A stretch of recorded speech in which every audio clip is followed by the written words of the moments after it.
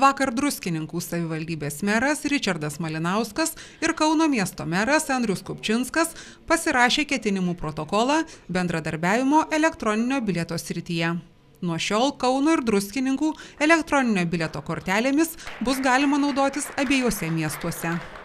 Aš manau, kad kalbant apie elektroninės galimybės, elektroninio bilieto, elektroninės kortelės ar elektroninio mokinio pažymėjimo perspektyvas, tai paprasčiausiai šiandien dienai tai yra atminties kortelė, kurią su specialių programų pagalba galima išvystyti iki labai plačių galimybių. Ir aš manau, kad ateityje apie tas galimybės mes ir kalbėsime. Šiandien dienai pirmas žingsnis yra tai, kad kauniečiams ir druskininkiečiams atvykus ar į vieną ar į kitą miestą jau nereikia įsigyti tos elektroninės pačios kortelės, tiesiog ją papildžius jau galima naudotis visuomeniniu transportu.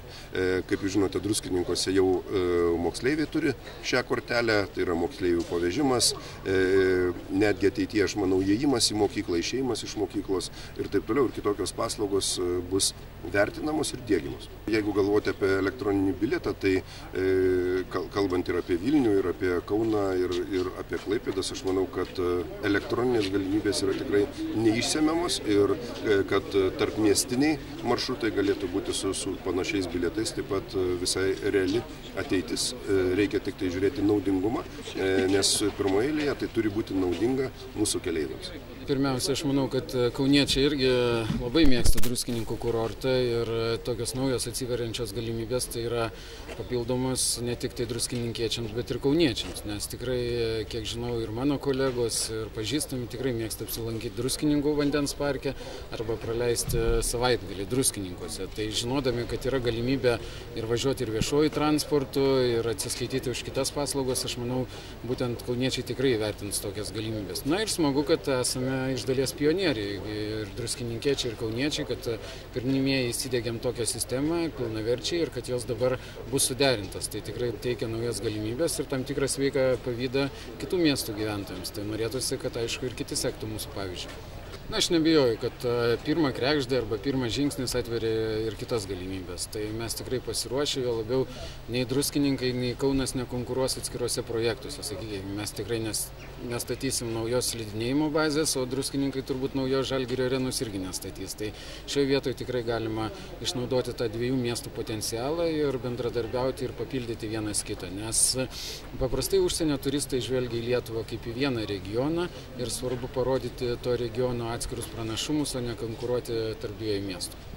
Prie Kauno miesto savivaldybės pastato vakar buvo galima pamatyti Kaune ir Druskininkuose visuomeninius maršrutus aptarnaujančius Kauno autobusų ir Kautros autobusus. Juose merai pirmieji įsitikino, kad abiejų miestų bilietais galima atsiskaityti ir Kauno ir Druskininkų visuomeninėme transporte. Abiejų savivaldybių vadovai taip pat galėjo įsitikinti, kad elektroniniais bilietais galima susimokėti už automobilio statymą Kaune. Bendrovės Kautra įdiegusios elektroninį bilietą Druskininkuose generalinis direktorius Linas Kardžiukas sakė vertinas pasirinkimą naujovės diegti mūsų kurorte. Na, visų pirma, tai turėtumėte jūs įvertinti, ar eksperimentas pavyko. Tikrai širdį tikiu, kad pavyko. Ir mes šiandien galim pasididžiuoti, kad Druskininkai, nors ir mažesnis miestas pagal gyventojų skaičių, bet tikrai stipresnis ir didesnis už kitus didesnius miestus savo inovacijomis ir pasiekimais ne tik transporte, mes visi matome. Na, tikrai džiaugiuosi, kad Druskininkai pasijungė į miestų, kurie turi elektroninį bilietą tarpą. Šiandien tai yra 4. miestas. Ir elektroninis bilietas pakeis ne tik tais terminuotus popierinius bilietus, bet jis tikrai turės ir pridėtinę vertę, kad miestiečiai turintis elektroninį bilietą galės naudotis ir kitų miestų teikiamomis paslaugomis ir nebūtinai įsigijant kitų miestų elektroninės korteles. Tai toks privalumas vartotojams ir aš manau, kad ateityje nesibaigs, mėginsime įdiegti ir kitų paslaugų, tai tiesiog ir slidinėjimo trasos, ir vandens parko. Tikiu, kad rasime susitarimą su vadovais ir galės keleiviai naudotis bendrąją kortelę. Kaip aktyviai druskininkiečiai domisi naujovėmis ir įsigyja tą elektroninį bilietą? Turiu pasakyti, kad integravimas elektroninio bilieto buvo ganėtinai sėkmingas. Pradžioje turėjome keletą klaidų, bet jos santykinai buvo nereikšmingos.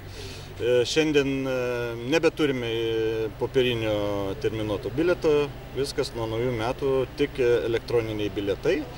Ir rezultatas toksai, kad jau už gruodžio mėnesį turime beveik 10% išaugusių keleivių skaičių mūsų autobusuose.